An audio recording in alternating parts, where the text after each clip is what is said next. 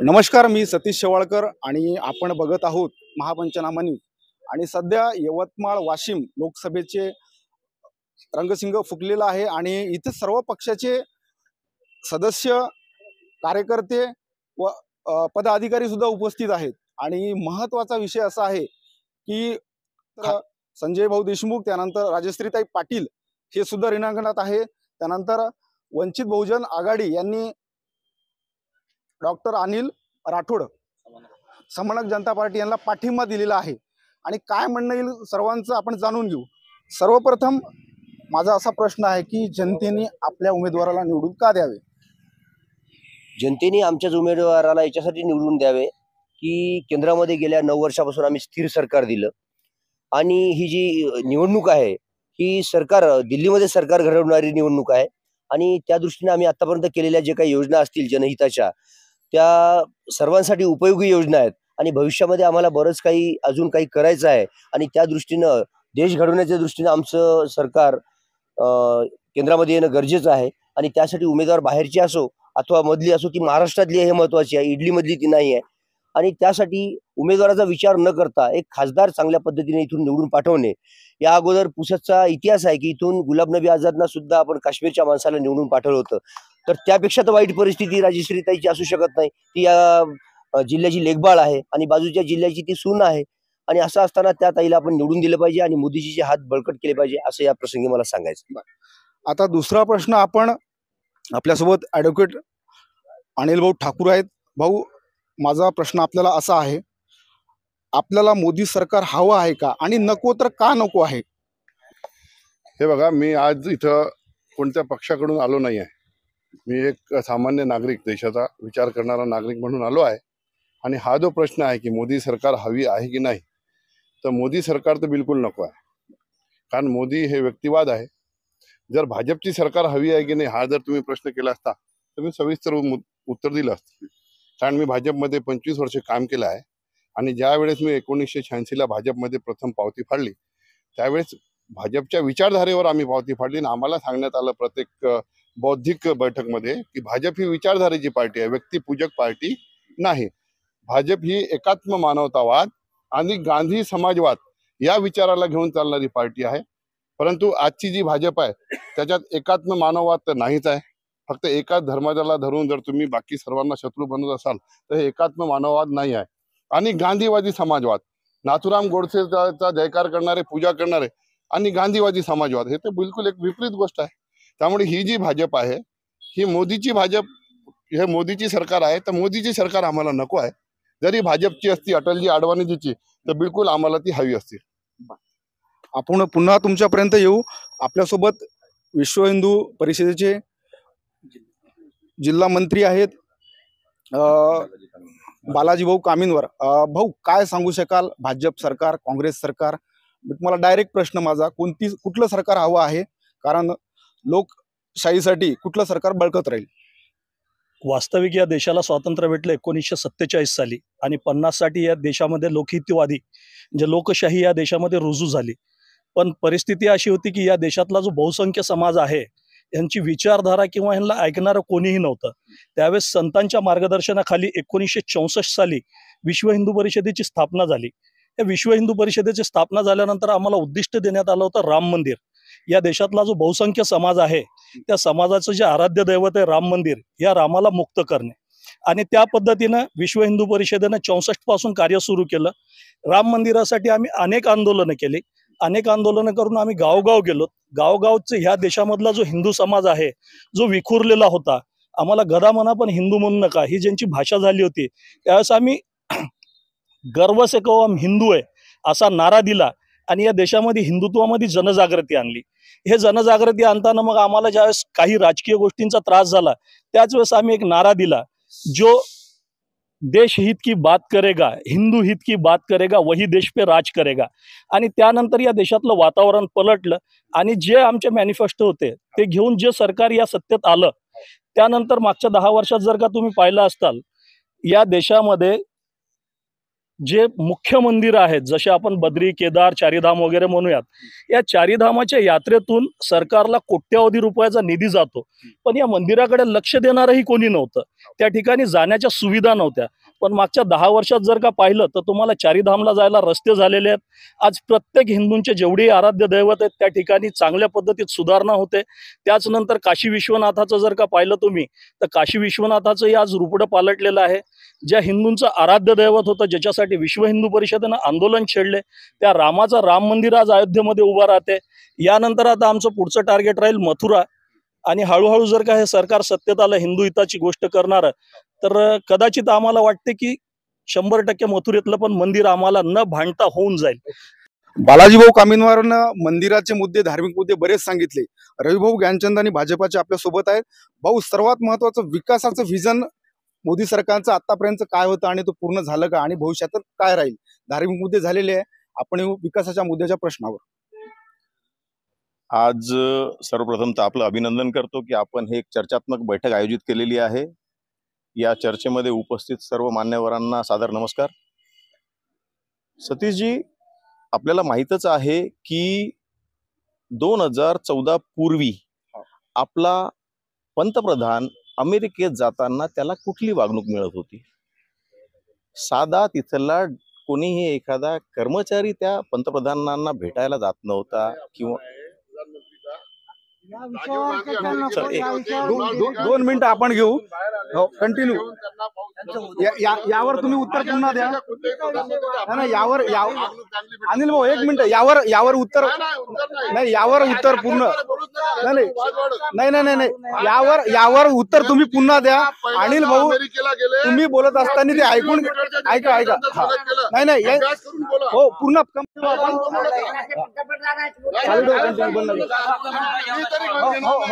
नाही, बिलकुल. नाही, तुम्ही बोला, तुम्हाला वेळ देईल या विषयी. माझं तेच म्हणणं आहे की इथं व्यक्ती स्वातंत्र्य आहे, सर्वाला आपलं आपलं मत मांडण्याचा अधिकार आहे. सर्वांनी आपलं आपले मत व्यक्त करा. त्याच्यानंतर जे चर्चेचा विषय आहे, चर्चा आहे. या 2014 पूर्वी देशाच्या आपण बाहेर कुठेही सामान्य नागरिक जरी गेला तर त्याला काय वागणूक भेटत होती? आज 2014च्या नंतर अभिमान वाटतो. अबुधाबी अशा ठिकाणी जर आपल्या दैवतचा मंदिर एखादे ते इराणमध्ये उभे होत आहे, त्याच्यानंतर धार्मिक मुद्दा नको, विकासाच्या मुद्द्यावर मी बोलतो. विकासाच्या मुद्द्यावर मी तुम्हाला जर साहेब बोलू द्यायचं असेल तर बोलू. माझं काय म्हणणं आहे, बोलू द्या ना. नाही, असं नाही. तुम्हाला जर वाटत असेल तुमच्या मनासारखं बोलायचं तर लिहून द्या. मग भाऊ, मी काय म्हणतो, तुमच्या मनात कोणी बोललं नाही, बोलायचं असेल तर विषय घ्या. नाही, माझं काय म्हणणं, मग तुम्हाला आम्ही बोलू देणार नाही. विषय हे करू नका. चर्चा करायची. बिलकुल. हा, आपण आपला जे राष्ट्र आहे, राष्ट्र आणि देश हे 2 अलग अलग विषय आहेत. देशाला सीमा आहेत, सरकार आहे, सगळ्या गोष्टी आहे. पण आज जे सरकार आहे ते राष्ट्रहिताचा सरकार आहे, राष्ट्रवादचा सरकार आहे. आपण याच्यापूर्वी आपण कित्येक तरी पाहिलेले आहे की भारतातून म्हणजे कित्येक सैनिक शहीद होत होते. कित्येक आपण पेपर वाचत होतो की रोज उठल्या सुटल्या इतके सैनिक मारल्या गेले, इतके बॉम्बलास्ट झाले. मागच्या 10 वर्षात किती घटना घडल्या? त्याच्यानंतर आज मला एक सांगा की देशामध्ये रस्त्याचा 2 नंबरचा आपला देश झालेला आहे की ज्याच्यामध्ये रस्त्याचा जाळं झालेला आहे. आज काश्मीर ते कन्याकुमारी कुठेही चालले जा, आज देशाच्या दळणवळणासाठी हे जे रस्ते आहे हे महत्वाचे आहेत. त्याच्याबद्दल काम झालेलं आहे. सर्वसामान्य व्यक्ती यांना आयुष्यमान भारत योजना जे म्हणजे दवाखान्यासाठी आहे, सर्वसामान्य व्यक्तींना 5 लाख रुपयापर्यंतचा निधी भेटतो सरकारचा. त्याच्यानंतर उज्ज्वला गॅस योजना असेल, अनेक असे विषय आहेत. म्हणजे बोलायला बसलं मोदी साहेबांनी काय केलंय मागच्या 10 वर्षात.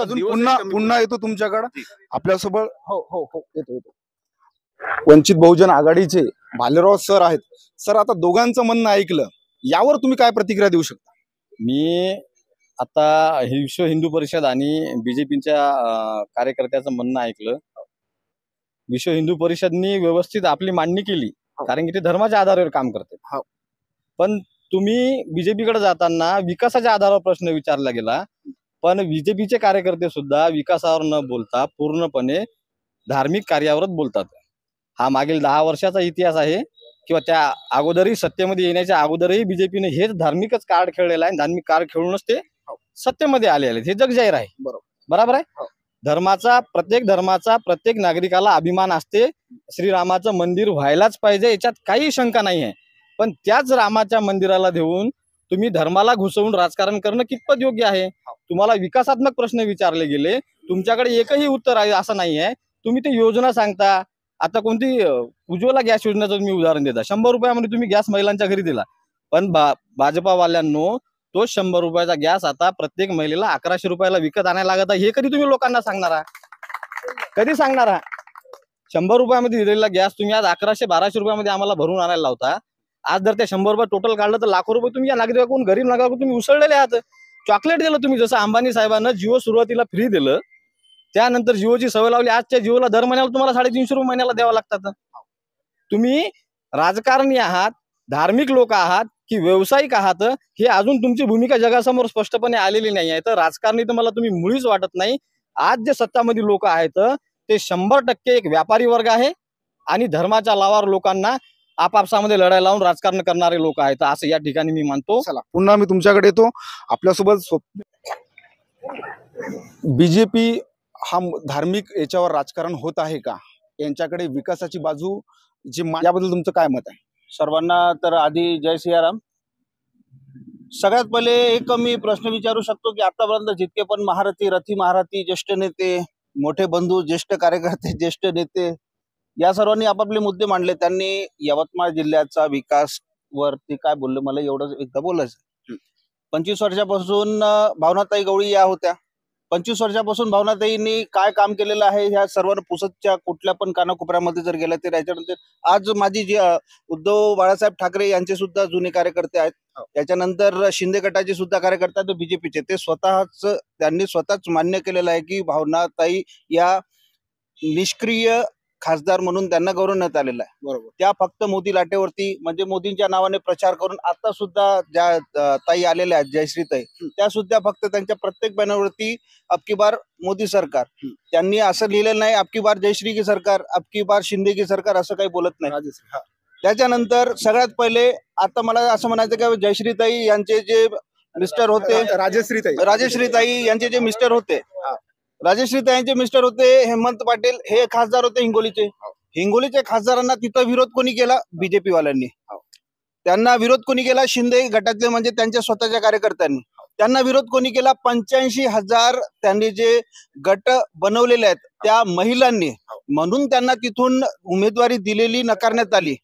आज हेच बीजेपी वाले त्यांना घेऊन इकडे यवतमाळ जिल्ह्यामध्ये का नाचत आहे? त्याच्यानंतर दुसरी गोष्ट म्हटल्यावर आता भैयांनी सांगितलेलं आहे की बा रस्त्याचे जाळे वगैरे केलेत. अरे रस्त्याचे जाळे तुम्ही केलेत, प्रत्येक 60 किलोमीटर वरती तुम्ही टोल घेतलेला आहे. 100 रुपये 125 रुपयाच्या वरती एका वाहनाला लागतो. म्हणजे तुम्ही आता समृद्धी हायवे मार्गाने जर मुंबईपर्यंत जाल तर 1400 रुपयापर्यंत तुम्हाला टोल द्यावं लागते. 1400 रुपये टोल कोण घेणार आहे? त्याच्या मेंटेनन्ससाठी टोल लागणं, मेंटेनन्ससाठी घेणंच आहे. तुम्ही नवीन गाडी घेता, नवीन गाडी घेतल्याच्या नंतर तुम्हाला किती टॅक्स लागते हो? 7 लाखाची गाडी तुम्हाला 25 लाख रुपयापर्यंत, 7 लाखाची गाडीची किंमत असते, तुम्हाला बाहेर निघेपर्यंत 25 लाख रुपये राहते. 28% त्याच्यावरती जीएसटी आकारले जाते, रोड टॅक्स वेगळा आकारला जातो. राजश्री ताई पाटलांचं उदाहरण घेतलं म्हणून सांगतो, निश्चित संजय देशमुख सुद्धा आधी त्यांनी पक्ष बदल केलेला आहे. बरोबर. आणि असंही बऱ्याच जणांचं म्हणणं येते की क्रीडा मंत्री असताना एक क्रीडेचं कुठलंही क्षेत्र यवतमाळमध्ये त्यांनी स्थापित नाही केलं. त्यानंतर आमदार असतानाही त्यांनी विकास नाही केला, त्यामुळे त्यांचा डिग्रजच्या लोकांनी पराभव केला. आणि आज ते यवतमाळ वाशिम लोकसभेला उभे आहेत. निश्चितपणे विकासाची त्यांची व्याख्या करेल असं काय वाटतं तुम्हाला? मी तुम्हाला एकच सांगतो, काल परवाच्या मागच्या महिन्याचे 2 महिन्यापूर्वीची एक घडामोड आहे. मुख्यमंत्री असणारे 2 वेळेचे मुख्यमंत्री असणारे काँग्रेसचे अशोकराव चव्हाण कुठे होते? काँग्रेसमध्ये होते. काँग्रेसने त्यांना काय दिलं? त्याच्यानंतर त्याच्या काही काळापूर्वी मोदीजी येतात, त्यांच्यावर बेछूट आरोप करतात. 8 दिवसाच्या नंतर ते बीजेपी मध्ये जातात. 8 दिवस झाल्याच्या नंतर लगेच प्रवेश झाला, त्याच्यानंतर लगेच 8 दिवसानंतर त्यांना खासदारकी मिळते. जर अक्रियाशील जर असते भ्रष्टाचारी असते तर या भ्रष्टाचाराचा आरोप जे त्यांनी बीजेपी वाल्यांनी त्यांच्यावरती केलेला आहे ते भ्रष्टाचाराचा आरोपाचं काय झालं? आता पण भ्रष्टाचाराचा आरोप त्यांच्यावरती आहेच की? भरपूर आपण बोललो. आपल्यासोबत सुधीर भाऊ देशमुख आहेत, सामाजिक कार्यकर्ते म्हणून. भाऊ, राष्ट्रहितासाठी बोला. असा कुठल्या पक्षाचं विजन एका पक्षाला टार्गेट करून दुसऱ्याला मोठं करण्याचं आपल्याकडून फक्त अपेक्षा नाही. राष्ट्रहितासाठी आपण बोला.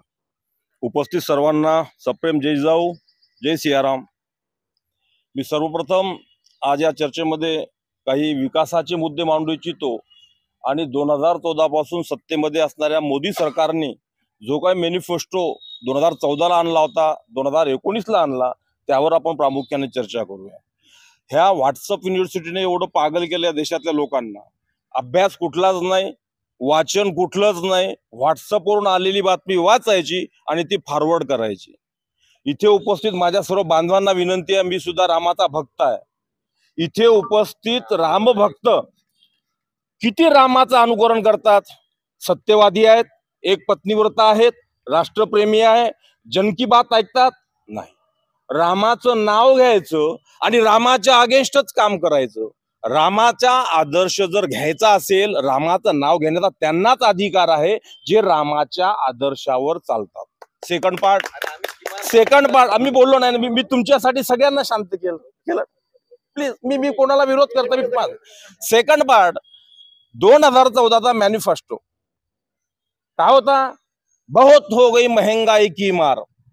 तत्पूर्वी मोदी साहेब जेव्हा गुजरातचे मुख्यमंत्री होते त्या काळात मुख्यमंत्र्याची भाषण आहे का? आता मी प्रत्येक व्हिडिओ तुम्हाला दाखवू शकणार, वाईट दाखवू शकणार नाही.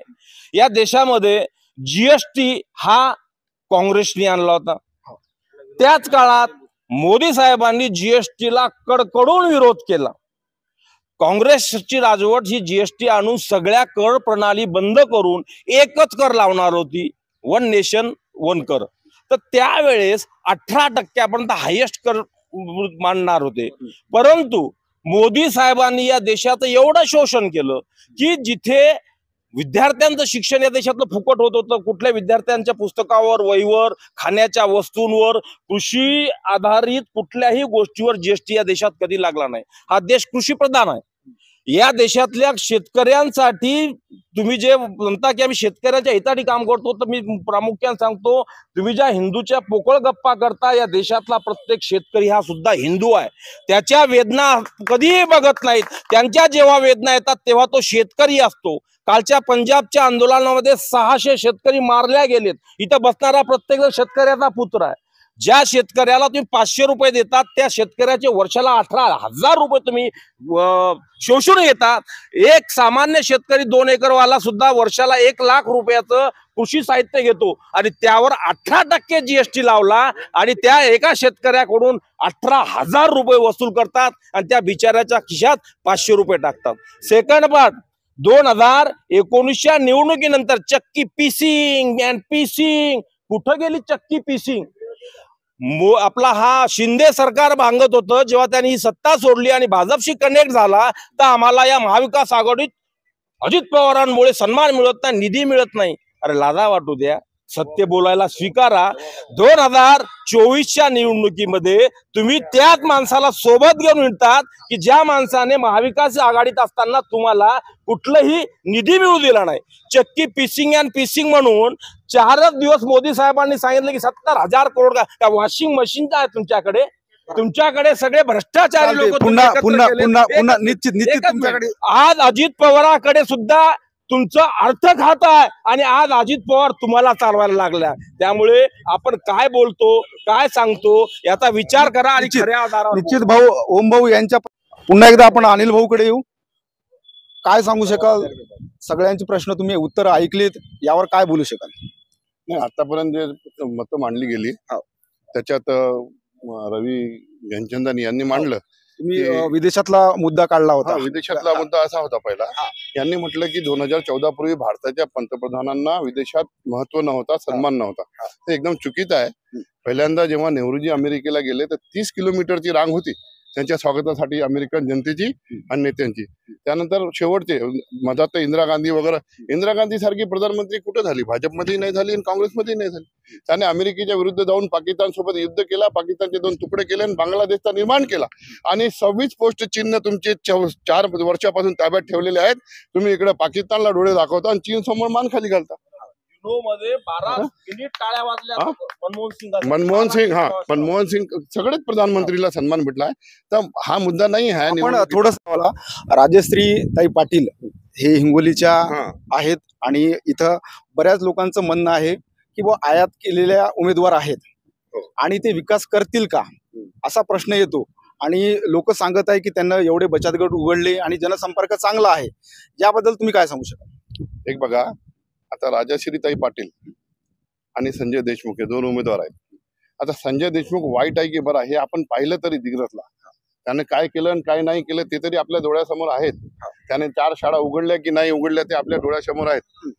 नाही मी सांग नाही बाकीचे बी असतील ना. नाही आहेत बाकीचे उमेदवार, एवढे नाव नाही मला माहित. हे नाही बाकीचे उमेदवार आहेत. मी एक तुलना करत आहे. तुलना एक मिनिट मी तुलना करत आहे.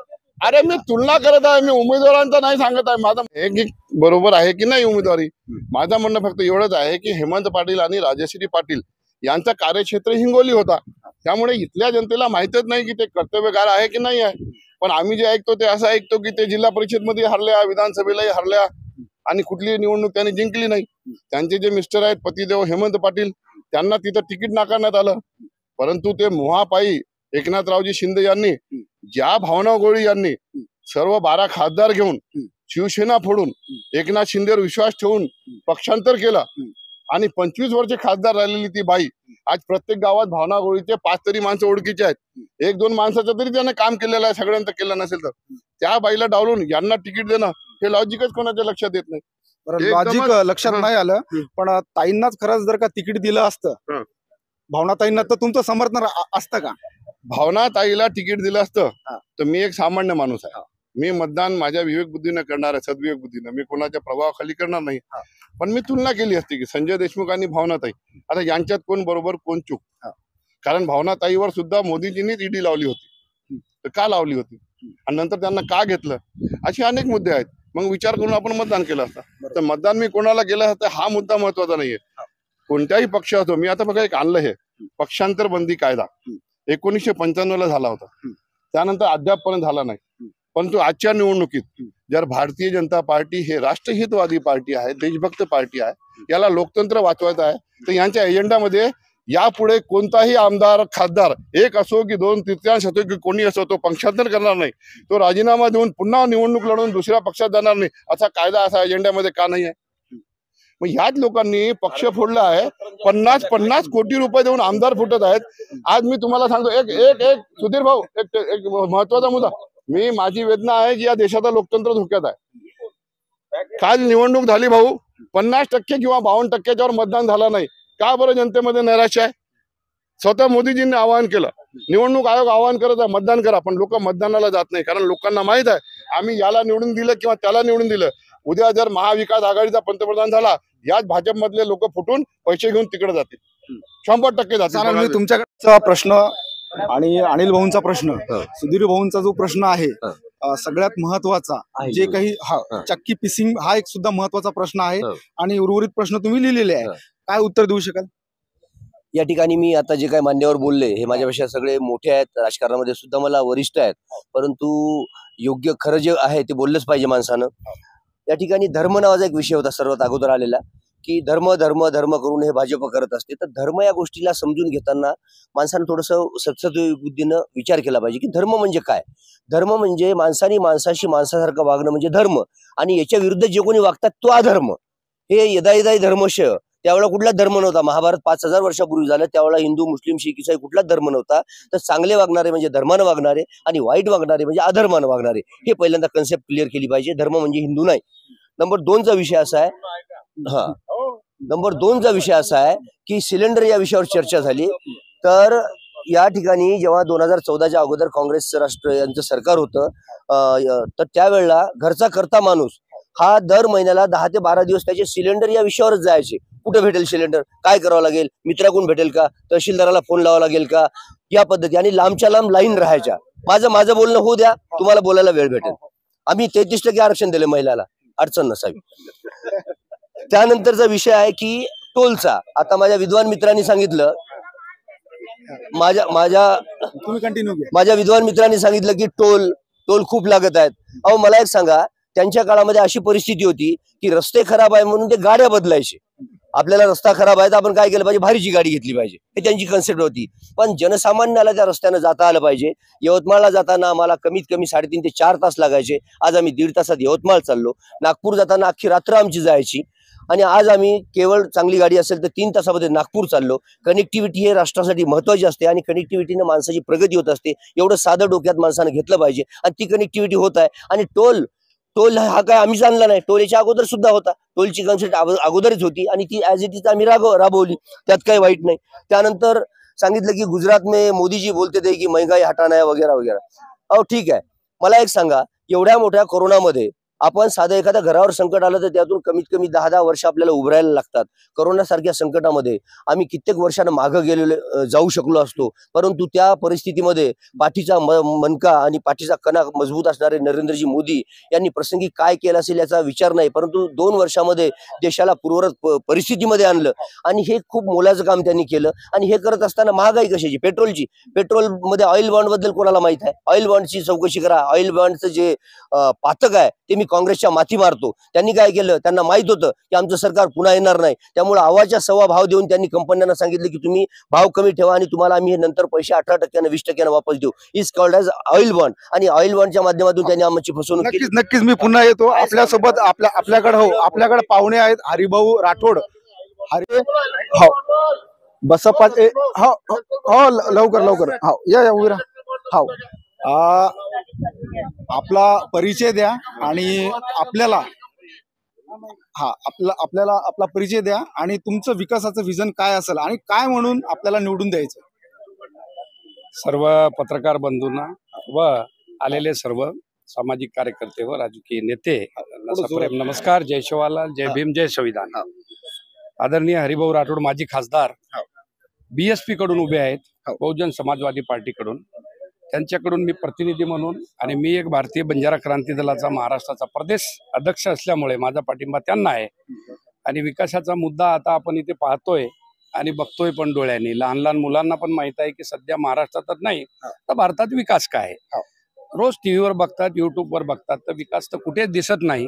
आणि सध्याची जे धार्मिक व्यवस्था बनवलेली आहे ती चांगली आहे. धर्माबद्दल सर्वांना मान आहे, अभिमान आहे, स्वाभिमान आहे. विकास दिसत नाही, नेमकी आपली विकासाची व्याख्या काय असली पाहिजे? विकास म्हणजे काय? विकास म्हणजे विकासाची व्याख्या काय आहे की आजपर्यंत हरित क्रांतीचे प्रणेते महाराष्ट्राचे लाडके मुख्यमंत्री ज्यांनी विकास केले, वसंतरावजी नाईकांनी, त्याचा विकासाचा मुद्दा महाराष्ट्रातच नाही तर भारतात पण राबवला गेलेला आहे. तर आतापर्यंत आपण पाहिलंय तसं एखादी विकास दाखवा ना मुख्यमंत्रींनी कुठल्या तरी. काय अपेक्षा आहे आपल्याला? आता अपेक्षा सर्वांकडून हेच आहे की जनतेला तर हीच अपेक्षा आहे की सध्याचे जे सर्व उमेदवार आहे, नौके आहेत, कोणी आयात आहे, कोणी बाहेरून आले, कोणी कुठून आले, प्रत्येकाला माहित आहे की सुद्धा आता मतदारसंघ आहे, मतदार बंधू आहे, ज्यांनी त्यांना मतदान करायचं ते मतदान करतील आणि चांगले उमेदवार या देशामध्ये निवडून पाठवावे. तुमच्याकडे तुम्ही एक जनसामान्याचा प्रश्न आहे, कोणाला प्रश्न आपला काय बोलू शकाल? सर्वप्रथम सर्वांना नमस्कार.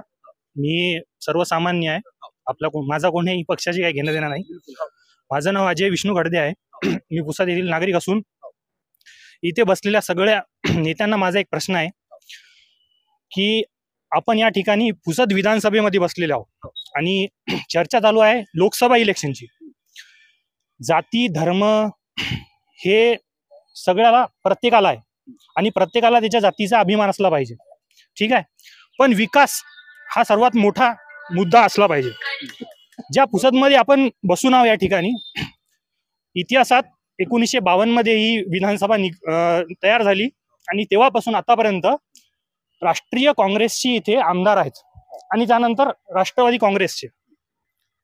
परंतु पुसदमध्ये जो विकास आहे तो त्या लेवलचा दिसत नाही ज्या लेवलचा लोकसभेवरून पंतप्रधान ठरतात. मी थोड्यात सांगतो ना, तेवढा विकास आपल्याला दिसत नाही जेवढा चारा घोटाळ्यामध्ये जे लालू प्रसाद यादव रेल्वे मंत्री होऊन गेले, त्या चारा घोटाळ्यामधले आरोपी आहेत, ते आरोपी कन्व्हिक्टेड आहेतच. पण ते घोटाळ्यात आरोपी जरी होते तरी ते जेव्हा रेल्वे मंत्री होते तेव्हा त्यांनी बिहारच्या खेडोपाडी रेल्वे पोहोचवली. लाईट जरी नसली पण रेल्वे आहे. मी आता लहानपणापासून 30 वर्षाचा झालो, पण मला रेल्वे येईल 10 वर्षापासून पाहत आहो, आतापर्यंत काय रेल्वे आली नाही. ठीक आहे. आणि राहिला विषय लोकसभेचा, तर देशाचे यशस्वी पंतप्रधान माननीय नरेंद्र मोदी हे देशाचे पंतप्रधान हे 100% होणार, त्यात काही विषयच नाही. परंतु काँग्रेसवाल्यांना माझा असा प्रश्न आहे की तुम्ही नरेंद्र मोदी नको म्हणून जर तुम्ही मत मागत असाल तर हे चुकीचं आहे. तुमचा लीडर कोणता ते लीडर समोर करून तुम्ही वोट मागायला पाहिजे. मी येतो पुन्हा. जर महाराष्ट्रात उद्धव बाळासाहेब ठाकरे यांच्या शिवसेनेला 15 जर खासदार निवडून आणले तर माननीय उद्धव बाळासाहेब ठाकरे हे देशाचे पंतप्रधान होतील का? चालते. ताई, काय सांगू शकाल संजय देशमुख आणि राजश्री यांच्याबद्दल आपण तुलना काय करू शकाल? महत्वाची तुलना म्हणजे जे संजय भाऊ देशमुख आहेत, हे संजय भाऊ देशमुख सामान्य जनता यांना ओळखते. सांगतात की बा संजय भाऊ देशमुख आमच्या ओळखीचे आहे, जवळचे आहे. अगोदर क्रीडा मंत्री राहिले, नंतर 2 वेळा अपक्ष निवडून आले. आणि संजय भाऊ देशमुखांनी जे विकास कामे केलेली आहे शिक्षणामध्ये, त्यांनी चांगली कामगिरी केली, त्यावेळेसच ते अपक्ष 2 वेळा निवडून आलेले आहे. बरोबर की नाही?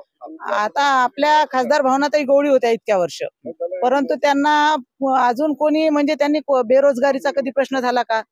किती MPSC झालेले मुलं आज रोडवर दुकानावर काम करून राहिले. बरोबर आहे. पुन्हा वीज लाईट बिल किती महाग झालेलं आहे.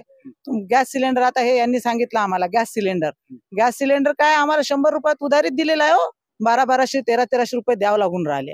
असा आपला जर पंतप्रधान आणि राजश्रीजी ताई आहे, यांना तर मी तर अजून पक्षात आली म्हणूनच नाही म्हणत दादा, पण इमानदारीने सांगते, सामान्य नागरिक म्हणून सांगते, मला तर आज राजश्री ताईला उभं केलं मी तिचा चेहरा ओळखू शकत नाही. जर भावनाताई गवळी या मतदारसंघातील खासदार असून आज आपला विकास झालेला नाही आणि ती बाहेरची महिला जिला कोणी ओळखत नाही, ती जर आपण खासदार केली तर आपल्या या गोरगरिबांच्या समस्या घेऊन आम्ही जायचं कुठं? हा सर्वात मोठा प्रश्न आहे आणि महत्वाचा प्रश्न आहे. कारण संजय भाऊ तरी जवळचे आहे, डिग्रसचे आहे, कोणी सांगा इथं डिग्रस मध्ये राहतात म्हणून आमचं काम सहजासहजी होऊन जाईल. दुसरं म्हणजे सगळ्या पक्षांना माझा एक विनंती करून सांगण्याचा महत्वाचा मुद्दा सांगायचा हा आहे की आपला भारत देश आहे हा लोकसभा विधानसभा या निवडणुकीपुरता मर्यादित नाही आहे. म्हणून सगळ्यांनी हे लक्षात ठेवायचं की हा आपला भारत देश हा विविध जाती, विविध धर्म, विविध भाषा, विविध शैलीचा देश आहे आणि आतापर्यंत आपण त्या एकोप्याने या ठिकाणी राहत आहे. म्हणून इथं जाती धर्मावर मतदान मागू नका, कारण आपला धर्म फक्त हा एकच आहे, मानवता. चला, मी इथं येतो तुमच्याकडे. हो, विषय असा आहे की आता आपण बघितलं राजश्रीताई पाटील आणि संजय भाऊ देशमुख आणि आपले डॉक्टर अनिल राठोड या तिघांमध्ये जर का तुलना करायची राहिली तर आपल्याला का निवडून द्यायचं, याच्यावर काय बोलू शकाल? सर्वप्रथम तर मी शिवसेनेकडून जो आरोप होत राहतो की ते बाहेरून आयात केलेल्या उमेदवार आहेत, तर बाहेरून आयात केलेले उमेदवार नाही आहेत. संविधानानं सर्वांनाच कुठेही निवडणूक लढायचा अधिकार दिलेला आहे. त्यामुळे संविधानाला मानून आपण त्याला निवडणूक लढवून द्यायला पाहिजे. तो मुद्दा महत्वाचा नाही आहे. मुद्दा महत्वाचा इथं हा आहे की या देशामध्ये सरकार कशी बदलते ते बघा. एक डायरेक्ट हिंदुत्वात बोलणारी आणि एक थोड्या सॉफ्ट पद्धतीने हिंदुत्वात बोलणारी. म्हणजे होते काय, वर्षानुवर्षापासून भारत स्वतंत्र झाला तेव्हापासून एकच खेळी चालू आहे. 10-20 वर्ष आम्ही काँग्रेसवाले राज्य करतो, 10-20 वर्ष तुम्ही बीजेपी वाले राज्य करा. स्थानिक राज्यामधला कुठलाही पक्ष हा केंद्रीयमध्ये न जाण्याची यांची ती परिपूर्ण योजना आहे. ज्या काँग्रेस असू द्या किंवा बीजेपी असू द्या, ज्यामध्ये बसलेले जे सवर्ण आहेत यांचा हा एकच माइंड आहे. ते बसलेले 3.5% लोक सवर्ण जे आहेत ना, त्यांचा एकच माइंड चालतो की इथल्या बहुजनांचे 85% लोकांचे मतदान फक्त आपण मतदान म्हणून घ्यायचं आणि सत्तेमध्ये फक्त मात्र सवर्ण राहायचे. आज काँग्रेसची आली की बीजेपीचे काही लोक इथून पलायन करतील, काँग्रेसमध्ये जातील. उद्या बीजेपी सत्तेमध्ये आली, काँग्रेसमधले काही लोक पलायन करतील आणि बीजेपी मध्ये जातील. हाच खेळ मागील 70 वर्षापासून चालू आहे. इथलच्या बहुसंख्य लोकांचा जो बहुजन वर्ग आहे याला मात्र सत्तेमध्ये कुठेही येऊ द्यायचं नाही. आज ताई म्हणतात जातीचं राजकारण करू नका. जातीचं राजकारण कसं काय करणार नाही? आज ज्या बंजारा समाजाचं, अल्पसंख्याक मुस्लिम समाजाचा, अल्पसंख्याक बौद्ध समाजाचा आज महाराष्ट्रामध्ये 48 पैकी एकही उमेदवार कुठल्याही पक्षानं दिलेला नाही आहे. तुम्हाला काय लाखोच्या घरामध्ये आमचे फक्त मतदानच पाहिजे का? इथं बसलेल्या प्रत्येक माणसाला मी एक विनंती करतो, दादा तुमच्या पुरतच फक्त हिंदू धर्म, माझ्या पुरताच बौद्ध धर्म, कोणापुरता बंजारा हा धर्म एवढा डिपेंड नाही आहे की तुमच्या नंतरही तुमच्या जाती धर्माचे अजून काही जो गरीब वर्ग आहे त्यांचाही थोडासा विचार करा दादा. तुम्ही जिल्हा परिषदच्या अख्ख्या शाळा बंद पाडता, कॉन्व्हेंटला प्रोत्साहन देता, लाखो रुपयाची फीस भरायची प्रत्येक हिंदूची अवकात आहे का हो? प्रत्येक हिंदू लाखो रुपये कॉन्व्हेंटमध्ये पैसा भरू शकतो का? आपल्या लेकरांना शिकवू शकतो का? तुम्ही पूर्ण शिक्षण संस्था बंद करून जो भारत स्वतंत्र होण्या अगोदरचा जो इतिहास आहे की तुम्ही शूद्र आणि अतिशूद्र नावाच्या खाले आम्हाला शिक्षणापासून वंचित ठेवलं, पुन्हा तुम्ही तीच वेळ आणण्याचा हा प्रयत्न तुमचा चालू इथं आहे. म्हणून दादांनो, या मी सर्व शिवसेना असू द्या, काँग्रेस असू द्या किंवा बीजेपी वाले असू द्या, मतदार वर्गांना मी तुमच्या माध्यमातून आवाहन करू इच्छितो की बंधूंनो, हे फक्त जातीपुरतं राजकारण करतील. आज याच्या बाजूने जातील, उद्या त्याच्या बाजूने जातील, पण तुम्ही मतदार आहात, तुम्हाला तुमच्या लेकरांचं भविष्य घडवायचं आहे. म्हणून प्रामाणिकपणे विचार करा. जो बहुजन वर्गातला, जो सर्वसामान्य वर्गातले उमेदवार आहे त्यांच्या पाठीशी उभे राहा, त्यांनाही एक वेळ संधी द्या. म्हणूनच वंचित बहुजन आघाडीने समनक नावाचा जो राजकीय पक्ष आज इथं उभा राहिलेला आहे. मला सांगा, पुसद तालुक्यामध्ये गोरसेना उभा राहण्याचं कारण काय? 70 वर्षापासून बंजारा समाजाचं इथं राज्य आहे, पण तरी बंजारावर अन्याय का होत असतो इथं? पुन्हा मी तुमच्याकडे येतो. म्हणून मतदार वर्गाला माझी विनंती आहे की वंचित बहुजन आघाडीने ज्या समन्वयक पक्षाला प्राध्यापक डॉक्टर अनिल राठोड यांना आपण उमेदवारी दिली आणि त्यांना आपलं समर्थन दिलेलं आहे, मी सर्व मतदार बांधवांना विनंती करतो की बहुजनातल्या डॉक्टर अनिल राठोड साहेब यांना प्रचंड मताने बहुमताने विजयी करा अशी आपल्याला विनंती करतो. आपल्यासोबत रामभाऊ आहे, सामान्य कार्यकर्ते म्हणून काय सांगू शकाल? मी कॉमन मॅन राम रायपूरकर आहे, म्हणजे कोणत्याच पक्षामध्ये नाही आहे. मला हे सांगायचं आहे की आता इथे जे जमलेले आहेत पक्षाचे कार्यकर्ते, ते इथे भासून राहिले की मी किती निष्ठावान आहे पक्षासोबत. ते आपले निघून राहिले. बाकीचे 17 उमेदवार आहे. 17 उमेदवारापैकी फक्त संजय देशमुख आणि ते राजश्री बाई देशमुख, बाकीच्या उमेदवाराबद्दल तर काही बिचारे काही बोललेच नाही. आज बोलणारही नाही, कारण तो विषय अंतर्गत. इथं फक्त निष्ठावान मी कसा आहे हे दाखवून देण्यासाठी इथं सगळे जमलेले असं मला आता जाणून राहील. परंतु एकही जण असं बोलला नाही किंवा लोकशाही जर जिवंत ठेवायची असेल तर हे जे मतदानाचा जे टक्केवारी घसरून राहिली त्याच्याबद्दल आपण काय करायला पाहिजे? हळूहळू लोकशाही खतम होऊन जाईल. 50% 60% तुम्ही 50%वर राहिले. आता एवढे पेट्रोल डिझेल गाडी घेऊन गावगावी फिरायले, एवढा खर्च व्हायला निवडणुकीवर, पण टक्केवारी पाहिली तर घस राहिली. याचा अर्थ लोक चिडून राहिले, या पक्षातून त्या पक्षात जे होऊन राहिले, लोकांना चिड यायली राजकारणाबद्दल. ते तुम्ही किती फिरा, पेट्रोल जाळा. चांगला मुद्दा म्हटला. एक सामान्य मतदानासाठी प्रयत्न करा की मतदान जास्तीत जास्त भेटलं तर लोकशाही जिवंत राहील. नक्की सामान्य नागरिक म्हणून तुम्ही चांगला प्रश्न वाटला. आता दुसरा प्रश्न असा की तुम्हाला उमेदवार कुठला हवा, म्हणजे पंतप्रधान नाही ते मी इथं सांगू शकत. अच्छा, चला ठीक आहे. ओम शिंदे. आमच्या जावाई शिंदे साहेबांनी सांगितलं की कोरोना काळात पंतप्रधानांनी खूप मोठे दिवे लावले, थाळ्या वाजवल्यात, खूप आनंद झाला. 21व्या शतकात विज्ञान युगात आलो, परंतु कोरोना काळामध्ये सगळ्यात जास्त या देशात भ्रष्टाचार झाला तो पीएम केअर फंडाच्या नावाने. ज्या मोदी सरकारने पीएम केअर फंडाच्या नावाने या देशातल्या लोकांना, पहिलेच लोक शोषित, कुपोषित, आजारी असं असताना पीएम केअर फंडाच्या नावाने लाखो करोडो रुपये त्या जमा केले. जसा ज्या पद्धतीने इलेक्ट्रोल बॉन्डला सर्वोच्च न्यायालयाने ओपन केलं तसं एकदा पीएम केअर फंड ओपन करावा. आणि ज्या कोरोना काळामध्ये उद्धव ठाकरे यांना भारतानेच नव्हे तर या WHO ने त्यांना गौरविलं की कोरोना काळामध्ये अतिशय चांगलं काम केलं. पण भारताची स्थिती सगळ्या भारतीय लोकांनी पाहिलेली आहे. त्या काशीच्या घाटावर लाखोच्या संख्येने प्रेत चालल्या जात होती. लोकांना जाण्या येण्यासाठी काही साधन नव्हती. रेमडेसिवीर नावाचं इंजेक्शन लोकांना भेटत नव्हतं.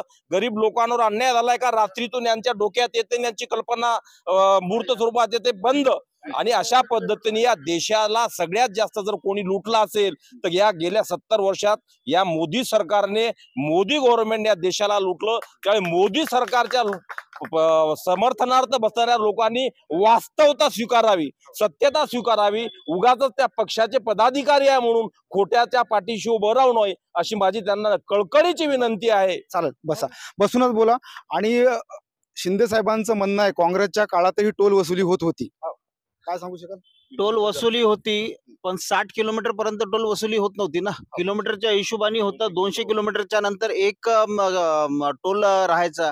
आता इथून पुसद वसून चालू आपण व्हायचं तर नागपूर पर्यंत टोल किती लागायची त्यांनी सांगायचं मला. त्याच्यानंतर बॉर्डरवरतीच टोल वसुली व्हायची. जकात करावरती टोल वसुली व्हायची. त्याच्या व्यतिरिक्त तर पुसद ते दारवापर्यंत टोल वसुली व्हायची नाही. दिग्रसवरून आर्णीपर्यंत जाताना एक टोल वसूल लागायला आता. आणि आर्णीवरून तुम्ही यवतमाळ पर्यंत 3 टोल लागणार आहेत. तर त्याचं उत्तर कोणी द्यायचं आहे? म्हणजे हे पैसे कोण घेत आहेत? सरकार देत आहे. या सरकारचं पैसे घेतले तर ठीक आहे, काही हरकत नाही. पण त्याचं स्वरूप तुम्ही या डेव्हलपमेंटमध्ये तरी दाखवायला पाहिजे ना. ज्यावेळेस तुम्ही 400 रुपयाचा सिलेंडर घेऊन 800 रुपयाला 900 रुपयाला तुम्ही देताय. आता त्यांचं म्हणणं आहे की बा पहिले लाईन लागायची. अरे पण लाईन लागायची तर आधी 9 सिलेंडर तुम्हाला आणि 2 सबसिडीवरती गॅस भेटायचेत ना तुम्हाला. म्हणजे त्याचं तुम्ही हे जर घेतलं, तुम्ही ॲव्हरेज काढला तर ॲव्हरेज तुम्हाला कितीमध्ये पडायचं? 2 सबसिडीमध्ये घ्यायचे. आता सबसिडी कोणी बंद करायला पाडली? बीजेपी वाल्यांनी. आता 60% चा जे प्रौढांचा जे रिझर्वेशन रेल्वेमध्ये होतं, आज कोणी काढलं? बीजेपी वाल्यांनी काढलं. आज प्रौढांना पण फुल तिकीटमध्ये जायचं काम पडत आहे ना. वंदे भारत सारख्या त्यांनी चांगल्या ट्रेन काढल्या ते असे बोलतात, पण त्याच्यामध्ये सोयी सुविधा किती आहे? एका ट्रेनच्या कोचिंगची 72 लोकांची कोचिंगची व्यवस्था आहे. एका वंदे भारत ट्रेनच्या डब्यामध्ये 150 ते 200 लोक प्रवास करत आहेत. त्यांच्या तिकीट हे चेक करत आहेत का? आता त्या गोष्टीसाठी झाल्या, त्यांना सोयी सुविधा देतात का? ते त्यांनी फक्त त्याचंच उत्तर द्यायचं. आतापर्यंत लाखो लोकांच्या कंप्लेंट्स वंदे भारत कोच मध्ये झालेल्या आहेत. त्यांनी एकदा चेक करून सांगायचं की विकास कोणत्या नावाचा केलेला आहे?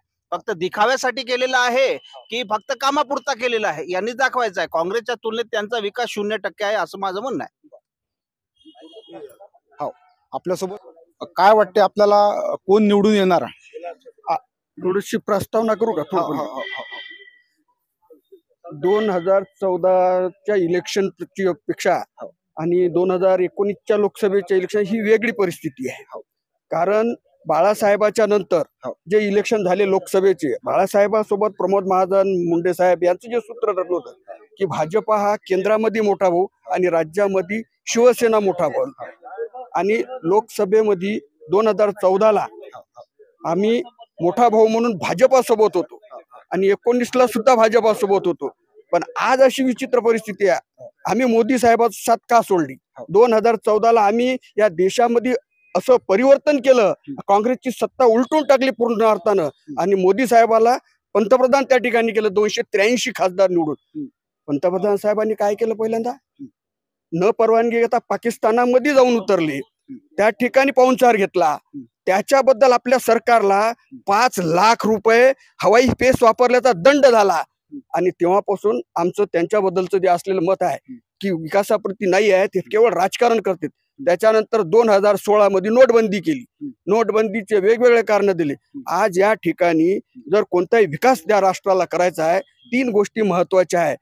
एक मानवशक्ती, जमीन, पाणी आणि तुमचा भांडवलदार. पहिला मुद्दा, 16ला नोटबंदी केल्याबरोबर भांडवलदाराचं धाबदन आणून टाकलं, घाबरवून टाकली. त्याच्यानंतर जो 19ला जो तुमचा लॉकडाऊन झाला 20ला, त्याच्यामध्ये जे श्रम असते, मानवशक्ती, त्यांना घाबरवून टाकलं. इकडला तिकडं जाता येत नाही. आणि ह्या ज्या विकासाच्या गोष्टी आहे यायला ज्यांनी मारले. कशाचा विकास आला? केवळ धार्मिक मुद्दे, याच्यावरच विकास होत नसते. धार्मिक मुद्द्यावरच देश चालत नाही. तुमच्या सगळ्या विकासाच्याच गोष्टी करायला पाहिजे. आणि यांनी उमेदवार कसे बदलले? आम्ही ज्यावेळेस सोबत होतो, भावनाताईला आम्ही 5 वेळा खासदार या ठिकाणी केलं. मागच्या वेळेस म्हणायचे भाजपवाले, भावनाताई काय येत होत्या? मोदीजीमुळे आल्या. आमचा माझा आता सवाल आहे त्यांना. हेमंत पाटील सुद्धा आमच्या भरोशावर आले होते आणि भावनाताई सुद्धा आमच्या भरोशावर आली होती, शिवसेनेच्या भरोशावर. आता तुमच्यामध्ये जर दम असता मोदीजी मध्ये, तर त्यांनी यावेळेस त्यांना तिकीट दिलं असतं, उमेदवार बदलला नसता. आणि तिकडला उमेदवारांनी इकडं, म्हणजे तिकडं ते बियाणं नापास करायचं आणि ते विदर्भाच्या भूमीत राबवायचं. कसं येईल ते? बरं, ते जाऊ द्या. त्याच्यानंतर आमचे जे एकनाथ शिंदे साहेब, बाळासाहेबाची शिवसेना म्हणते. जर बाळासाहेब पक्षप्रमुख असते आणि जर आशिष शीटचा भाजपवाल्यांनी जर शीटचा बदल केली असते, त्यांना पहिल्यांदा काढून दिलं असतं. पहिल्यांदा काढून दिलं असतं. यांना सीट देण्याचा अधिकार नाही आहे. आणि हे म्हणते आम्ही बाळासाहेबाची शिवसैनिक. बाळासाहेबाचे शिवसैनिक खऱ्या अर्थानं उद्धव साहेबच आहेत. उद्धव साहेबांनी कणखर भूमिका घेतलेली आहे यांच्या ह्याच्यात आणि कोणत्याच बाबतीत ते कमी पडणारे नाही आहेत. चला ठीक आहे, मी 2 मुद्दे बोलतो शॉर्ट मध्ये. शॉर्ट मध्ये घेऊ आता. उभं राहू. चर्चा व्हायली, सगळ्यांचे विषय मांडला, चांगले गेले, काही विषय नाही. इथं आपण सर्व एक मिनिट, इथं आपण सर्व पक्षाचे लोक उपस्थित आहोत. इथं भाजप आणि शिवसेना वगैरे, वंचित वगैरे जे आपण म्हणतो ते वैचारिक मतभेद असतील, पण आपण सर्व या मराठी माती या काळ्या मातीमध्ये या महाराष्ट्राच्या मायभूमीमध्ये जन्माला आलो. मी स्पष्टपणे बोलतो की केंद्र सरकारनं मोदी सरकारनं मागच्या 10 वर्षात सर्वात जास्त कोणाचं नुकसान केलं असेल तर ते माझ्या महाराष्ट्रात, माझ्या मराठी माय महाराष्ट्राचं नुकसान केलंय. माझ्या महाराष्ट्रातील मोठ्या मोठ्या कंपनी वेदांत सारख्या, डायमंड मार्केट आणि मोठे मोठे केंद्रीय कार्यालय सगळे गुजरातला नेले आहेत. म्हणजे एका दृष्टीनं महाराष्ट्राला संपवण्यासाठी आणि फक्त गुजरातला आपल्या सुजलाम करण्यासाठी महाराष्ट्राचा बळी देण्यात आला. महाराष्ट्राचा बॉलिवूड ज्याच्यामुळे पूर्ण भारताची ओळख पूर्ण जगात आहे. म्हणजे जेव्हा यांच्या मोदी सरकारला कतरच्या सरकारनं ऐकलं नाही आणि आपले नौसैनिक सोडले नाही तर शाहरुख खानला पाठवलं आणि आपले सैनिक सोडून घेतले आणि हेच लिहायले व्हॉट्सअपवर शाहरुख खान गेला आणि आमचे 8 सैनिक सोडले आणि आमच्या मोदी सरकारनं सोडवले. त्या बॉलिवूडला संपवण्याचं काम यांनी केलं. म्हणजे एका दृष्टीने आपल्या महाराष्ट्राला आपल्या मराठी अस्मितेला संपवण्याचं काम जे लोक करत आहेत त्यांना निवडणुकीमध्ये निवडून द्यायचे कशाला. आणि मी एक प्रामाणिक म्हणून म्हणतो, मला कोणाचं काही घेणं देणं नाही आहे, ते कोणी असो, मोदीजी असो की कोणी असो. जर मोदीजी एवढे मोठे चांगले प्रधानमंत्री आहेत, इथल्या बसलेल्या सर्वांना माझा एकच प्रश्न आहे की अटल बिहारी वाजपेयी आणि मोदीजी, काँग्रेसचे जाऊ द्या, नेहरू वगैरे सगळे ते खराब असतील, इंदिरा गांधी सगळे जाऊ द्या, पण अटल बिहारी वाजपेयी आणि नरेंद्र मोदी याचा चांगला पंतप्रधान कोण? बरं, आता मग एक मला सांगा, अशा परिस्थितीमध्ये व्यक्तिपूजा म्हणून सुधीर भाऊ जाऊ दे, नेहरू बद्दल किती वाईट बोलले, गांधी बद्दल वाईट बोलले, लोकांना तर एक की व्यक्तिपूजा ही देशभक्ती नाही. त्यामुळे हे भाजप भरकटली आहे आणि हे आता काँग्रेसपेक्षाही 7 वर्ष त्याची हालत खूप खराब झाली आहे. काँग्रेसला जरी व्यक्तिपूजा करायला 70 वर्ष लागले असतील, ते 7 वर्षात आपली दिशा भरकटली आहे. थेट एक प्रश्न अजून एक, पंतप्रधान उमेदवार कोण असायला पाहिजे आणि कोणता पक्ष असायला पाहिजे? हे बघा, इंडिया आघाडी हे माझी आघाडी नाही. मी कोणाला मतदान करणार तो माझा विषय आहे. परंतु नेहरूजी जेव्हा ज्यांचं निधन झालं, लालबहादूर शास्त्री आले, ते गेले तर पुन्हा इंदिरा गांधी आली, इंदिरा गांधी गेली, राजीव गांधी आले, राजीव गांधी गेले तर 5 प्रधानमंत्री झाले, मग नरसिंहराव आले, मग मनमोहन सिंग आले.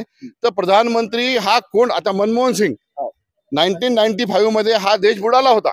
4 प्रधानमंत्री झाल्यानंतर 1-1 वर्षाचे आपला सोना गहाण ठेवून आपल्याला देश चालवायची वेळ आली. मग अर्थमंत्री झाले मनमोहन सिंग आणि 95 पासून 2014 पर्यंत प्रत्येक माणसाच्या खाली स्प्लेंडर, हिरो होंडा, हातात मोबाईल, घरावर डिश, सगळे सुखी होते. शेतकरीला जर आपण सामान घ्यायचं म्हटलं की अशी 500ची नोटा काढायचं. आज शेतकरीला 500ची नोट जाऊ द्या कुठे दिसत नाहीये, अशी अवस्था निर्माण झाली आहे. तर त्यामुळे इंडियामध्ये प्रधानमंत्री कोण येईल आणि देश कसा चालेल हा चिंतेचा विषय नाही आहे. उद्या नरेंद्र मोदी समजा प्रधानमंत्री नाही झाले तरी देश चालणार आहे, थांबणार नाही आहे आणि त्याच्यापेक्षा चांगलाही चालणार आहे. यांच्याच पक्षात नितीन गडकरी आहेत. एक छोटासा अर्धा मिनिट बोलतो.